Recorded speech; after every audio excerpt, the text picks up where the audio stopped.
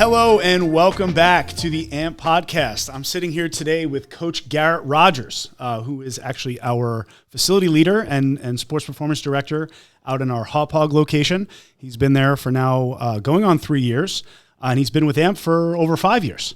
So it's been a long time that we've been talking about doing this podcast, and I'm really excited. Actually, it's funny. It's a funny story. I guess I'll jump right into it. Garrett found us from one of the very few podcasts that I've ever done. Yeah. And that's kind of, I think I was talking with one of the local baseball, Access Baseball podcast, and, just talking about our program. And that's actually how Garrett originally applied to our internship. Yeah. And found out about AMP. And so today we're going to return the favor, and we're going to hopefully inspire some other coaches and other, athletes out there to come and see what we're doing. So Garrett is our facility leader. He's been working with our athletes and running our sports performance program. He started out in Syosset. And in 2022, I believe it was, when we transitioned, or was it 23? We transitioned over to our new location inside of the Long Island Fieldhouse in Hauppauge, New York. We work with a lot of baseball players in that location. Our friends over at the Arm Academy, and Tyler Levine, and we've got our hitting program with Brian Anderson. So we've got a lot going on in that location. Oh, yeah. And also Garrett's been working with the High basketball team now for the last 3 years or so, maybe longer than that. I don't know. As I get old, it's the days and the years just blend together. But Garrett's, what I say about Garrett when he's not in the room, and even when he is in the room, the one thing about Garrett is he is a true coach. And when I watch him coach, it is what I want all of our coaches to coach like. And what that means is, he just cares so much about the kids, and he's such a professional and brings energy every single day, and is just a consummate professional that our athletes are just very lucky to work with. And we're glad to have him as part of our family, part of the AMP team. And today we're going to kind of talk a little bit about, what got Garrett, from what he was doing prior to working with AMP over, to us and being the coach that he is today, and a little bit about, his experiences and the lessons learned and things that he would like, for future athletes and current athletes to know about the process. So Garrett, thanks. Awesome. Thanks for joining us. Thanks for having me. It was funny because I did find you through a podcast. I was kind of a little bit of limbo between my previous job and trying to figure out what I wanted to do. And, I'd coached baseball for like 10 years, and I wanted to kind of stay in the athletic field. Mm-hmm. And when I listened to that podcast, I'm like, this guy, he's in the baseball, lifting. This is really kind of what I want to do. Let me just reach out and see what happens. And yep. The rest is history. So. Yeah, I would say it's the first podcast that led to a hire in my career. But it was one of the best. Again, Garrett being the consistent, positive energy. Nothing ever gets this guy down, and I think that definitely shows in his coaching, and I think that's why he's gained such great popularity with our clients and with our coaching staff. We don't see him as much every day because he's not in Syosset anymore. But when we do connect, it's always great. And we're very proud of what he's building out there in our second location. And there's no one else that we'd want to represent AMP than Coach Garrett and doing it in the way that he has, and has been leading us out there in that growth of that new program. So, what is it that really got you into coaching? Obviously, listening to the podcast, and I must have been so convincing on that podcast. But what are some of the things that kind of like drive you day to day? That is, I think something that's unique to the field. But what is it about coaching and strength and conditioning that really drove you and kind of got you into coaching in the first place? I kind of fell into coaching baseball initially and loved it right off the bat. And then as I did that for more and more years, I realized these players are just missing what I missed when I was coming up. I just kind of went to the gym and worked out, back and buys, chest and tries, nothing athletically. And then I wanted to give my athletes more. So that's when I kind of came across the podcast and everything else. And that's the biggest driving factor for me is providing something that wasn't around for me at the time, and help these athletes that either on the fringe get to that next step, or the ones that need that extra push to really grow and progress and with what they want and reach their goals. 100%. And I think, Long Island is a very unique region of the world, of the planet. There's many unique challenges and like in just the geography and the traffic and, the competitive nature of the area. And you've been able to work with some of the best athletes on Long Island in multiple sports, obviously basketball being one, but baseball, lacrosse, soccer. I know that, now we've got a wide range, we're inside of predominantly baseball and softball, or mostly baseball facility, but we do have, athletes from all shapes and sizes, all different types of sports. What, if anything, can you say is unique to the Long Island athlete? You being someone from Long Island, as an athlete yourself, what is it that makes Long Island unique in its kind of like challenges and in its competitiveness? You feel like Long Island's such a big place, but in reality, it doesn't matter what sport it is very small. Everybody knows everybody at all times. Just because we are, it's landlocked. You played for this guy, coach knows that one. So certainly unique in the fact that you got to really be not only a good athlete, but a good person. Something goes wrong, guess what? Everybody's going to know. Yes. So the community, as great as it is small, and everyone talks. So that would be what the biggest unique factor is right there. Outside of that, all the normal things, athletes are super competitive. Everybody wants to win. And then obviously we have some colleges to grow into here, but a lot of the athletes tend to branch out and go beyond that. Yeah, definitely. And I think, especially in baseball world, working alongside with great coaches like Tyler Levine and Arm Academy, Brian Anderson, in the hitting academy, I know that some of the best pitchers and hitters on the island are working with them and in turn are also working with us. So, talk a little bit about, some of the guys we're working with right now and girls, in the sport of baseball that you're seeing on a regular basis that, obviously have found us through that avenue and have been successful on the field. I think baseball specifically, there's a lot of arms that come out of the Northeast, and there's a lot of pitchers, that come out of this region, mainly I think because of the geography and just like the climate. They don't get to play all the time, but you can pitch, inside, especially if you have a good pitching coach. Tell us a little bit about some of the guys that you've worked with and some of the higher end ball players that have come through the door. Yeah, we have had a little bit of everything. I would say at every age currently, from 7th grade on and up through college, there's at least one or two guys that you're like, wow, that kid's a stud, which obviously makes it a lot of fun. One guy in particular that's been with us for about 3 years is Sean Gain, goes to Smithtown East. Started with us, I believe, his freshman year. He's a junior now. He's put on like around 30 pounds of muscle in that time frame. Super, super consistent. Very rarely misses a lift. Always texts me if he needs to, hey, can I come in this hour? Can I make this work? But that's one of the biggest differentiating factors, that he is so consistent. He always wants to put the work in, always asking, hey, how do I improve this? What can I do that? And talking about nutrition. So seeing someone like that come into the door is always great. And obviously he's been with us for a couple of years, also been with Arm Academy. So getting to work with him on both sides of that and seeing how his throwing is progressing and how we can relate it in the gym has been awesome. Yeah, I think that having that balance, we just had a conversation with Coach Brandon, our sports performance director here. And I think that the main concept the main theme of that conversation was balance. How do we balance the priorities and balance the attributes, especially in today's world where athletes are practicing and playing probably way more than they should. They're constantly, stressing their body, overuse injuries. But when we're able to work with a pitching coach and a hitting coach that understand the importance of strength training, the importance of corrective exercise and, building up their body, becoming more athletic, right? Like you would think, oh yeah, because you train athletes, you're making them more athletic. That's not always the case, because you could be training completely wrong.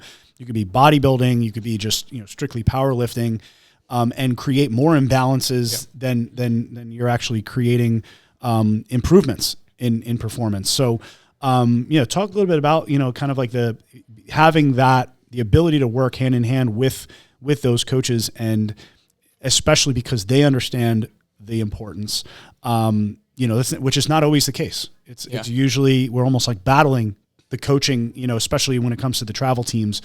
They're out there, throwing every day. They're pitching once or twice a week, and it's just too much. And then by the time the season rolls around, and by the time the off season should be, they're still pitching. They're still their seasons are just as long as Major League Baseball. They're playing all the way up until Halloween sometimes, and then they're going to showcases in December and January, and they're practicing, and then their tryouts start in February. So there's 12 months of the year, and they never stop throwing a baseball. So I guess, how does it work? How do we integrate with those coaches that obviously understand what the whole process should look like? Having the opportunity to be able to work with those coaches is just a blessing. So like having Tyler in-house, being able to work with those pitchers, both as in the throwing side and the lifting side, we've sat down, we've looked at certain schedules, say, okay, these are the days you're going to throw, these are the days you're lifting, this is what we're going to do, our mobility specifically on these days, or our patterning. So be able to map out the entire week is so good, and a massive benefit that a lot of kids don't get. So having them in-house has been great. I can see, especially with a couple of our college guys coming back right now, we sat down, okay, these are the days we're throwing. On Monday, Tuesday, we're going to take Wednesday off, strictly mobility. Thursday, Friday can be a little bit more power-based. Saturday, we do some conditioning, so we can break that down. And then obviously their throwing schedule's built in around that. Even, for example, Brian and I are working with an athlete together. So just started up at the gym, a longer client of his, and did a full evaluation on him this week and said, okay, we're not separating hips and our shoulders. This isn't happening. He's lacking internal on his back hip. So we sat down, went through that, and stuff he's going to start to implement in his hitting sessions that we're obviously going to attack in the gym. So it's nice to be able to do that. Absolutely. And I think, sometimes when you look at, what's out there, like the information that's out there, you see, sometimes some crazy stuff on Instagram and, some on TikTok, whatever, the kids are showing up with, all these like wild workouts on BOSU balls and running with barbells on their back and whatever it might be. And they might be, Mike Trout doing something like that. But, we have to kind of like battle that a little bit as well. Even ourselves as coaches thinking, that they are, ready for those types of things. What are, what are some of the ways that you explain the process, to an athlete and maybe even sometimes to another coach? Because, what we do sometimes from the outside looking in looks, pretty boring. Yeah. I don't want to say it's boring, but it's a lot of basics, squat, lunge, push, pull, moving with proper execution of the exercise, right? Like the exercise itself on the page doesn't really matter all that much if it's done improperly, or if it's done through the poor range of motion, or their spine is moving when it shouldn't, or their shoulders are in the wrong position, or they're collapsing at the knee, whatever it might be. What are ways that you kind of like explain the process to an athlete that might be asking like, hey, when do I get to do a back squat? When do I get to do a 36-inch box jump, or when do I get to do all the fun stuff? How is it? How do you work around those types of things? Of course, I mean, you get it a lot, but the biggest thing is Instagram, social media, TikTok. That is that fun, flashy, exciting. We call it entertainment, right? Yes. So this is cool. I want to try that. So it's battling that and explaining how, hey, maybe this isn't the best thing for you for XYZ reason. This is the process and how we go about it, because we want to make sure that we're getting the foundation properly set. First thing, I mean, when somebody comes in, we go through what we call our performance pyramid. And number one for us is health and recovery. We want to keep them on the field. Yes. At the end of the day, we want to put muscle on, want to get them stronger. All that's going to happen. But if they can't play their respective sport, they can't stay on the court, it doesn't matter. What they're doing here is not accomplishing anything. Right. And then the next thing we talk about is our movement efficiency. So teaching them how to properly move. So if they're not moving correctly, like you said, making sure their knee's not collapsing, that their hip's not shifting, that they're engaging their core properly. You see all these videos online. I mean, we send them back and forth. We're like, oh my God, someone's going to get hurt. This is dangerous. So it's just making sure they understand how important all of that is for them to reach their goals. I mean, do they want to play at the next level? Because if they don't, then we can play around a little bit, but like that's not the goal. If you're here because you want to be a better athlete, you want to get to college, you want to make the varsity team. These are the steps that are going to take, and then have been time and time again repeated and seen, work for people. Right, and I think that's the thing. Like skipping steps is not how you get to where you want to go. And I think that, the movement efficiency side of things has always been something that's frustrated me watching, young athletes either work out on their own with their teams or at other gyms where they're doing a squat, but they're not doing anything right. Their knees are collapsing, like you said, their shoulders are forward, they're lifting too much weight, they're not using full ranges of motion. They're putting stress on joints versus actually getting strong. Yeah. And I think that is the first step. And even, again, we're talking about like pro athletes and college athletes they're showing the same stuff where, they were, maybe they are physically gifted enough to be a professional athlete, but that doesn't mean that what they're doing in the gym is correct. Yeah. It doesn't mean that that's not actually hurting them and holding them back and possibly leading to more injury down the line.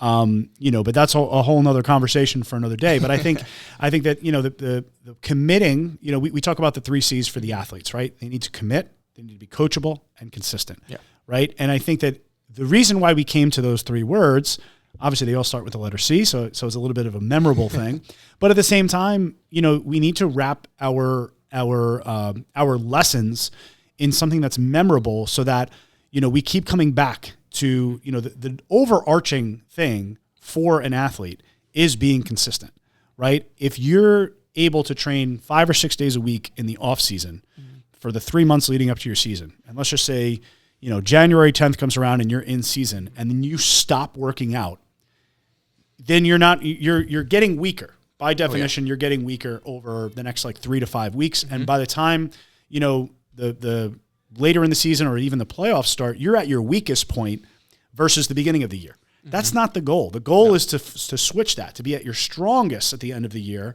to peak during the playoffs. But I would rather see an athlete train twice a week year-round, every week, versus 6 times a week and then 0. Of course. Right? So they might even get the same amount of workouts over the year because they train so often in the off-season.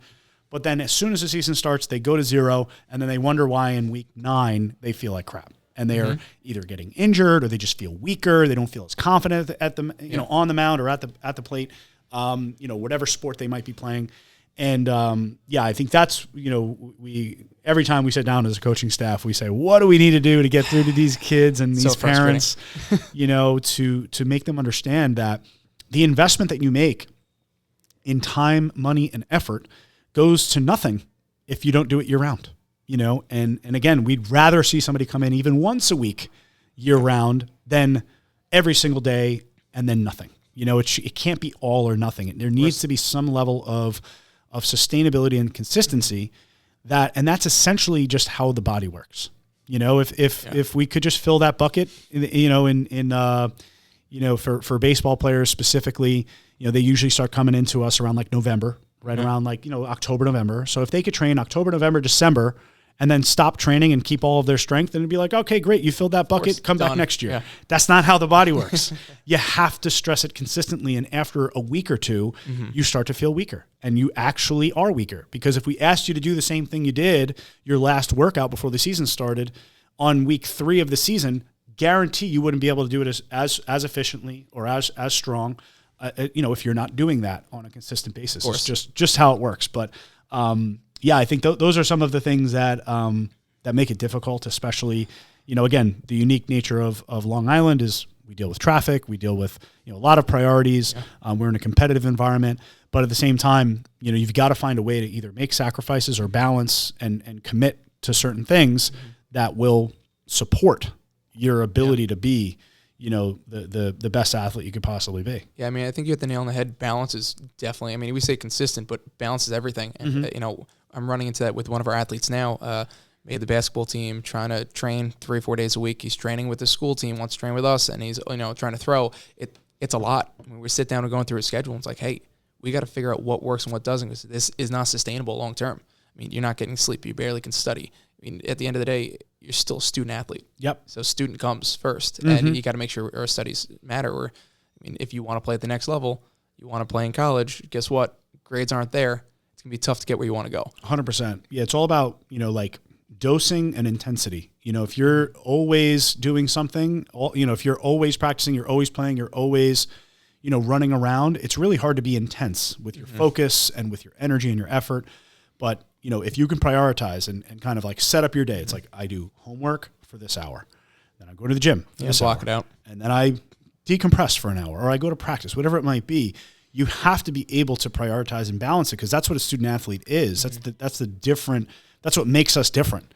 That's what makes, that way more challenging, but it's way more rewarding on the other end. Of course. And a lot of times we realize, and we start hearing this from parents, the more their lives get regimented as they get a little bit older, actually the better they do at school, because there's blocks of time that they have to do it. If you give them 6 hours to do homework, they're going to mess around for 5 of them, and then in the last hour cram. Yeah. But if you have an hour, that's all you got. Or if you got 2 hours to get 1 hour of work done, you got to really focus. Yeah, I was the same way. I realized that immediately in high school. When I was playing sports, the seasons that I was playing, those semesters, my grades were the best they've ever been. Mm-hmm. And when I had that semester off, my grades took a dive because I had so much time. I was forced into that nature. So it makes a lot of sense. Not only that, but the physical effect and the mental effect, how the crossover of actually your brain develops better when you're more physical. So if you are having a hard time, thinking about your homework or whatever it might be, go for a walk, come back to it. You have a fresh eyes. There's a reason for that. Your body works in a way that you actually activate, different things in your brain, and neurotransmitters when you're actually more physical. If you're just sitting around sedentary all the time, your brain's moving slow too, just as much as your body. But yeah, let's shift gears from baseball to basketball and talk a little bit about, some of your experiences working with Lou High. We had Coach Buck last month. Looking forward to that podcast releasing. This will probably come out after that one. Yeah. But at the end of the day, working with Coach Buck and with Lou High has been such a treat and such an amazing experience for myself and for you. We've been able to travel, along with Coach Hannah. We've been able to travel to nationals and work with them there. But just being able to be a part of that community and that successful culture has been really, really cool to be a part of and to see. The inner workings. It's not, for lack of design. It's really curated. And tell us a little bit about that experience and being able to work with some of the pro athletes that we're working with now. That we've had we can say we really had a part in their development. And especially, with Ryan Dunn being with us when he was probably in 8th or 9th grade when he first started. So. Yeah, tell us a little bit about that. It's been a lot of fun. The athletes coming through there, forget it. They're next level. Even when the team's only ranked, 25th in the country. Well, I'm saying only as if that's a big deal. Nationally right now, everybody's top 5. But the athletes are crazy. They're all, for the most part, pretty good movers, decent lifters. But it's the culture and community that separates Lou High from everything else. And that's like the biggest thing that I've learned there. Something Buck Everett says every day when he walks in, as he breaks it down, we're about to leave the gym, he goes, this is going to be the most important and the best lift in Lou High basketball history. Every single one is the best and most important because it's one step at a time, 1% better every single day. So love that. I take that as my own life and my own coaching as I do that. And we talk about culture and how you don't want people to be a negative to your culture and to your community and have that pour down across. And I've seen it where they've brought in top athletes for visits. And, I've sat down and discussed how our program works and everything else with them. And I'm like, wow, this would be a lot of fun to have this kid in here. And they learn really quick. They're not a culture fit. And they've turned these athletes away time and time again because they don't fit. And it's very easy to go to an academy and say, hey, I want the best players and bring them all in. And being the fact that it's a school and they want to make sure that they're maintaining a certain level of this is how we do things. And we do it properly. It's been absolutely amazing and a blessing to have been around. And, of course, taking that and bringing it over to AMP as much as I can. 100%. Yeah, I mean, I think, that's the coach's dream is to work with these elite athletes. But first and foremost, I think they're great kids, and obviously we could talk about, I think, let's talk about Ryan, because I think Ryan Dunn's story is so unique. I don't think there's another story like it, to be honest. I started working with Ryan's older brother, Justin, back when he was in high school. I think he was in 9th or 10th grade going to a school in Connecticut, but he's from Long Island. They're originally from Baldwin, the Baldwin Freeport area. And so we were able to work with him a little bit in high school, and then he came back when he was in college and worked with him all the way from I think it was his sophomore or junior year in college at Boston College. He got drafted by the Mets, worked with him all the way through his baseball career. And it was always his younger brother that was coming along for the ride. And, hanging around. and didn't really think much of it. He's the younger brother of this, pro athlete. And now he became this pro athlete in his own right. And, not only just a pro athlete, but he's a starter in the NBA. He was a all rookie team playing in the All-Star game this past year. Just growing physically, but also just like in character and in as a person. Tell us a little bit about what made Ryan, in your eyes, successful, throughout this whole development process, and what is it that separated him from, others that probably had the same physical talent that he might have, but just talk about like how far he came. Yeah, I mean, it's been crazy because been around for a lot of Ryan's tenure at AMP, and watching him from this little timid guy, and as he obviously grew. Now he's not quite small anymore. He's like 6'7" or 6'8", and but it's the biggest thing. Obviously, he's always been consistent, and we say that elite athletes are consistent, but it's perseverance. I remember sitting on the floor with him, we're rolling out, and we're chatting about offers and everything else. I guess it was his junior year. He didn't have a D1 offer, and he barely had anything else. And he's like, it's gonna come. It's gonna come. I'm just gonna keep working, head down. And he busted his butt, and it, just like he said, the offers started flying through the door. So watching him persevere through that and have that confidence in himself. I mean, you can't. If you don't have confidence, there's no way you're going to play at the next 100%. level. 100%. And I think, having Ed, his father, as a guide, and his brother, Justin, really being the best, support system, it's been amazing, around him, and, having that to look up to was obviously, a benefit, but he could have taken that for granted. There's plenty of brothers of pros that could have been like, like he's a pro, I'm just going to be myself. But yeah, I mean, we were all kind of like looking at him, like not thinking that he was going to turn into what he did today. He just proved, didn't know. No, he proved so many people wrong, in every single level, in high school, wasn't really supposed to make the Lehigh team when he was a sophomore. He wound up making the team, but riding the bench. And then junior year played a little bit. And then his senior year, which was cut off by COVID, wound up being, one of the best players on the court, but he still didn't have the offers. So he went to JUCO. Really, did an amazing job. I think he won a championship in the JUCO league.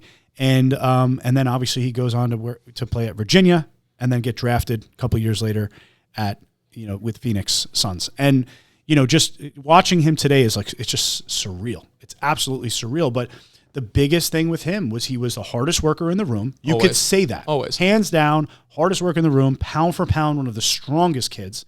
And I remember, there's all of these aspects, right, of athleticism, and it's essentially like you have to have some sort of a set of habits and discipline to follow. And I remember sitting with Ryan and his mom and dad, and I think Justin was here as well. We're sitting in this room, and we're kind of reviewing his diet. And, that was the biggest thing for him. He was always undersized. He was always, probably 15, 20, maybe even 30 pounds lighter than he should be for his height. And that was the one thing that I felt was going to hold him back from getting to the next level.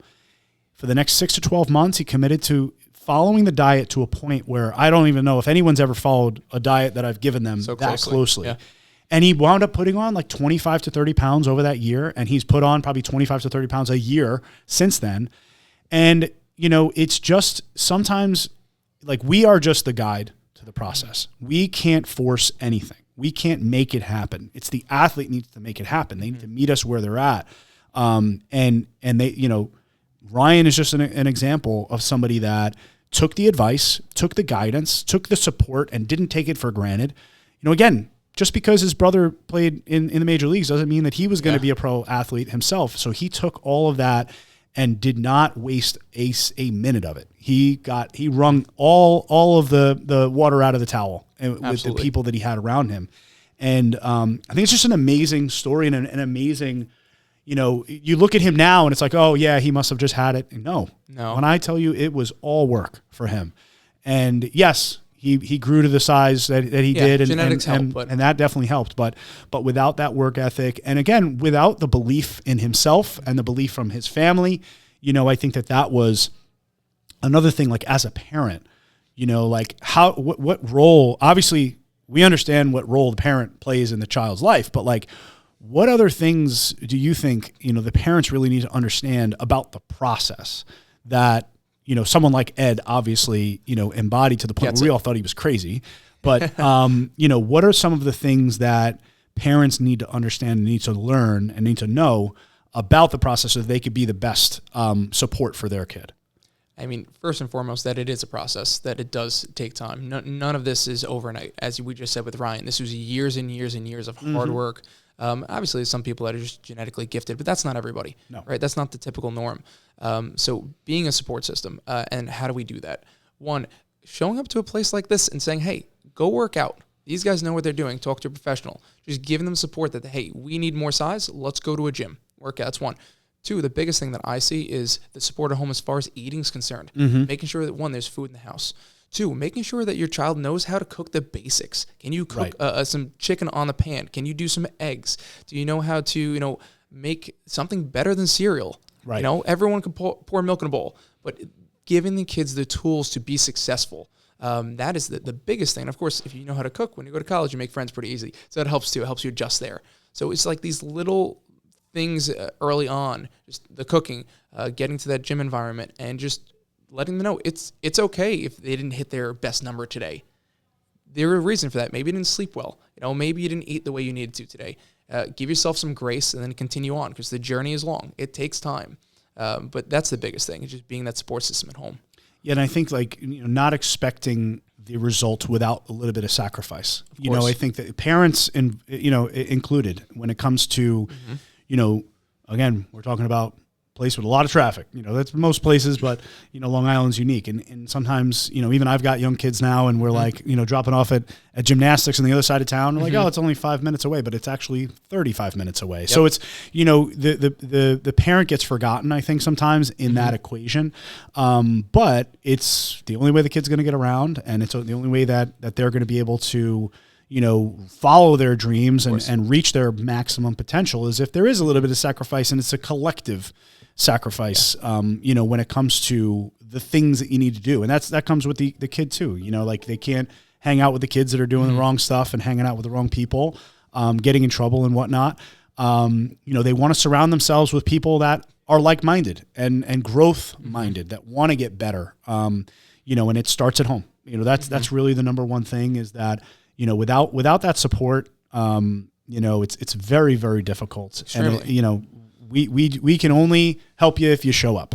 And, there are some things that we can help with, nutrition and, what they should be doing. But a lot of the times they try to accomplish it on their own. And it's kind of difficult, having our eyes on their obviously the different movements, the exercises that we're doing, the constant check-ins that we're doing. Accountability is massive. 100%. And, talk a little bit about that. Like, how do we, guide the process once they get started? Then it's, now we're transitioning to like, okay, monitoring, their goals, monitoring, are we on the right track, that type of stuff.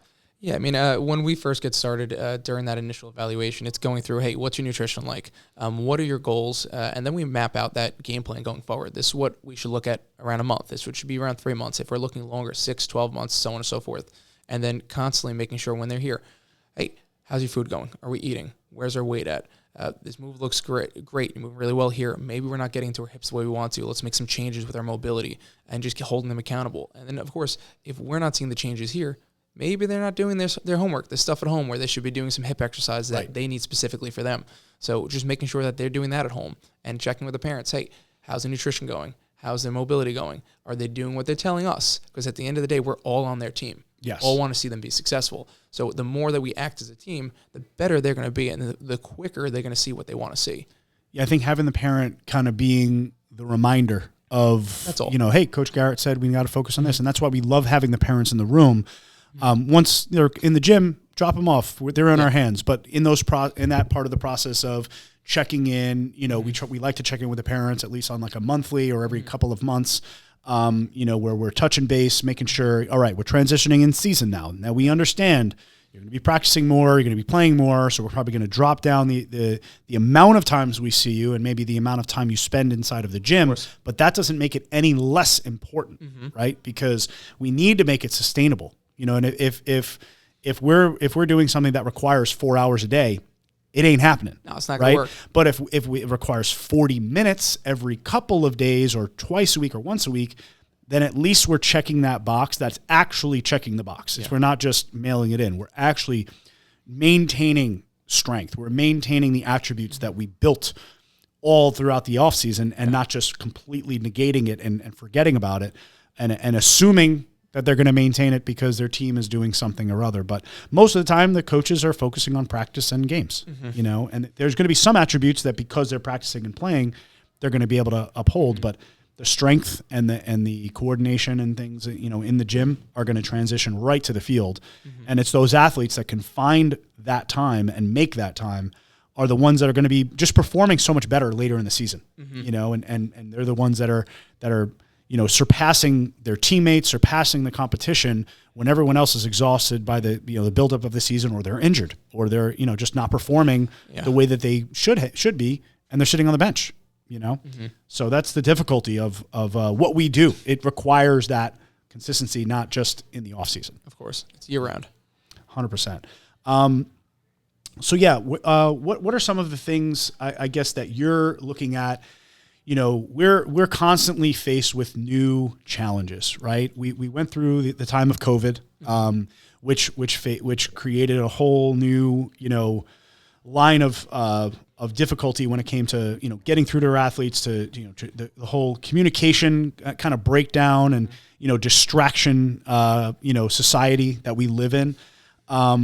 That posed a whole bunch of issues and, you know, difficulties of like how to keep athletes focused on the right things. What are some of the things that you're looking at and what we're trying to like prepare for in the next like 5 to 10 years? Like, what does the future of this field look like? I mean, this field's always actively changing, like you just said. There's always constant studies coming out, the way we want to train and change. As far as being an athlete, it's pretty crazy, even just watching the last 12 months. The biggest thing that I've seen on just an athletic standpoint is just everything going on with college and NIL. It's just been wild. Yeah. Nobody's really got a handle on it right now. But what you do see, the kids that are playing at a higher level, the ones that do have some sort of, I don't want to say a brand, but at least a social media page where they're showcasing themselves, have certainly done better for themselves. Now, I'm not going to be the first one to say, hey, you got to be on social media every day of your life. Absolutely not. Take your head out of the clouds, stay away from the phone, and, you know, live your life. However, it is something that you do want to showcase to these coaches, that if you want to get noticed, have that page. Show that you're lifting. Show that what your numbers look like. Show that you're running. Show that you're training your sport. Because it does get seen, and Absolutely. It does make a difference. It's a really good point. Yeah. It's almost like your resume. You know, it 100% is your resume, your social media. And it could be used against you or for you. Which is exactly the point. So whatever you put out there is going to be there, good or bad. So at the end of the day, you don't want to put something bad on your resume. You don't want something that's going to be a mark against you where the coaches just go, not this one. Right. Because like we said earlier, the sports world, as big as it is not all that big. People know and word travels. Absolutely. So you got to make sure not only you being a good athlete and diligently training, you got to be a good person. And also showing development, you know, because a lot of the times coaches will essentially assume that what they get on day one is what they're going to have. But if you can show that from junior year to senior year, you improved on X, Y, Z, you put on 10 pounds, 15 pounds of muscle, you know, you increase your vertical jump by X, Y, Z. You know, those are the athletes that we're seeing. That's the Ryan Dunns of the world. That's the VJ Edgecombes of the world. Yeah. That, you know, VJ put on 15 pounds, you know, in his first year with Lehigh working with us. Yeah, and now since then, you know, we're talking in-season pounds. In-season. He's probably put on 30 pounds. Now he's in the NBA, and he does not look undersized at all. No. That is not a question. It's NBA body. And we see obviously how well he's doing, you know, front runner for the Rookie of the Year, and, you know, who knows, you know, it's early in the season. But, I mean, again, another kid that when you look at him at first, you know, just in regular clothes, you're like, you know, he's a basketball player. But when you see him on the court, you're like, wow. Yeah. And the athleticism just pops off the court. It was crazy, and I say it all the time. I remember the first lift. Obviously, he was a new player to the team, and trying to get to know all the new players, seeing kind of where they came from, what's going on, what's their background. You do a little bit of homework on them before you meet them, but even in the gym, it was just different. You know, he wanted to work. He had this fire in his eyes, this tenacity that he was not getting taken from his goal. Yep. Nobody was going to hold him back.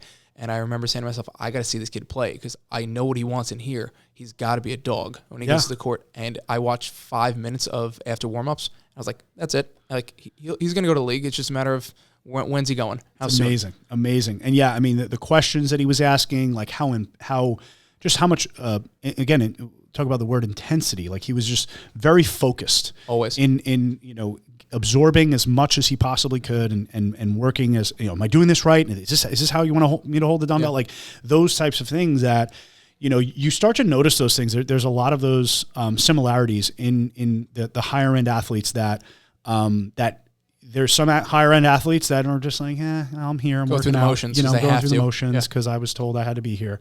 Or there's the ones that get the most out of it. And they're the ones that will see constant progress versus like, this is what I am, and I'm just going to be like this. Yeah. And there's some guys that are good enough to play at the next level, but they're not going to see the jumps, and they're not going to be the guys that, that rally, team around them because they see them doing all the work. And now I got to step up and do the work too. And I think that's, the definition of being a leader is being out there doing it yourself. But yeah, I mean, it's really, it's been, an amazing time to work with not only, some of the highest end athletes, but also some athletes that don't even know what they're capable of, and then showing them, how far they've come and how strong they've gotten and how, proud of them we are.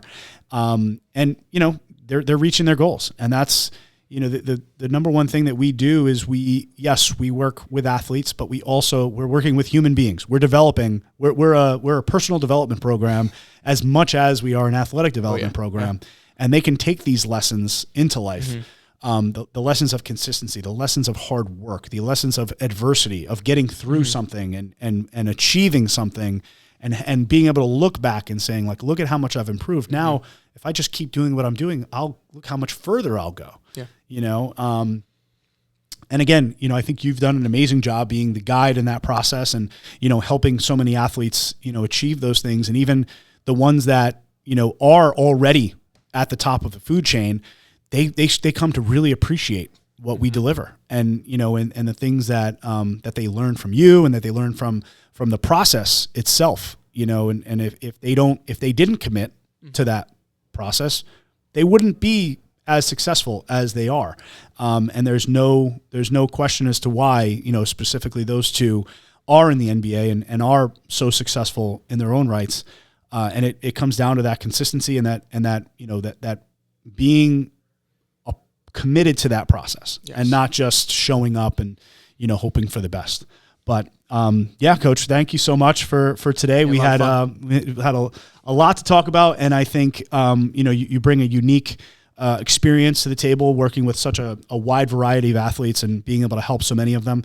So we're going to, if anybody finds this interesting, please do us a favor, like and share. Subscribe on YouTube or on your podcast. We're doing our best to bring you guys the most information to help you kind of get off the couch and come on in and give us a shot. If you're somebody that's looking to either for yourself or for your son or daughter to get in the best shape, to be the best version of yourself, we hope that we can bring you that. And if you don't live in our area, then at least we can guide you in the right direction. Of course. So thank you so much for listening and watching, and hopefully we'll bring more to you on the next podcast. Thanks.